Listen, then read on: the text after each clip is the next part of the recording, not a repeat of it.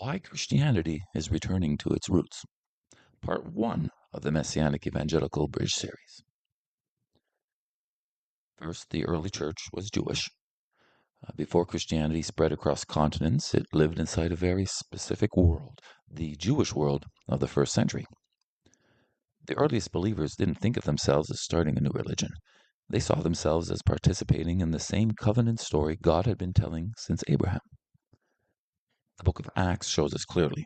Followers of Yeshua met in the temple courts, they attended synagogue services on Shabbat, and followed the rhythm of the Jewish calendar. You can see these in the book of Acts, chapters 2, chapter 13, and chapter 17. Historical sources outside of the Bible also confirm this. The Didache, a first-century discipleship manual, reflects a community still shaped by Jewish ethics and practices. And early historians like Eusebius note that Jewish Christian communities continued well into the 4th century. The earliest believers read the Torah and prophets weekly. They celebrated the feasts and prayed in Hebrew patterns. Their faith in Yeshua wasn't a departure from Judaism, it was the fulfillment of it. Christianity began as a branch growing from a very old, very sacred root. Second, Christianity drifted from its origins. Over time, history reshaped the movement. As Gentile believers became the majority, the church's cultural center shifted from Jerusalem to the wider Roman world. After the Bar Kokhba revolt in 135 CE, Emperor Hadrian banned Jewish practices across the empire, making it increasingly difficult for Jewish and Gentile believers to worship together in the same ways. By the 4th century, the separation became official. The Council of Nicaea in 325 deliberately disconnected Easter from Passover, signaling a growing desire to distance Christian identity from Jewish tradition. Church leaders like Ignatius of Antioch encouraged believers to avoid Judaizing. It's a term that often meant simply practicing the same rhythms that the early church had always known. None of this erased the truth, but it did obscure it.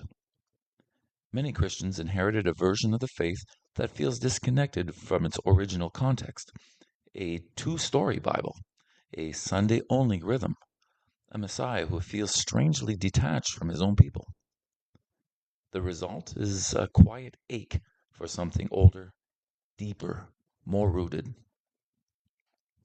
And third, modern believers are now feeling the pull back.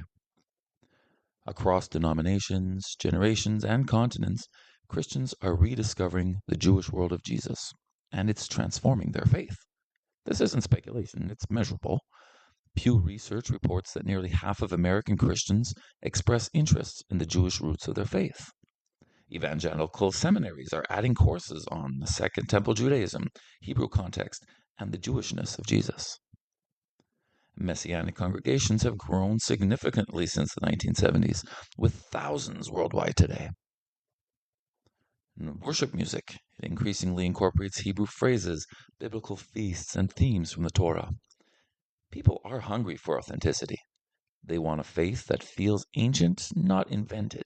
They want a continuity, one story, not two disconnected halves. This isn't about becoming Jewish. It's about becoming whole. It's about recovering the richness, rhythm, and worldview that shaped the earliest disciples. It's about reconnecting with the root that nourished the first century church.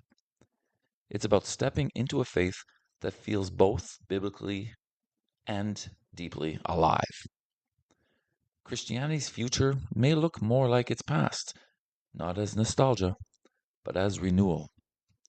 And that's where this series begins.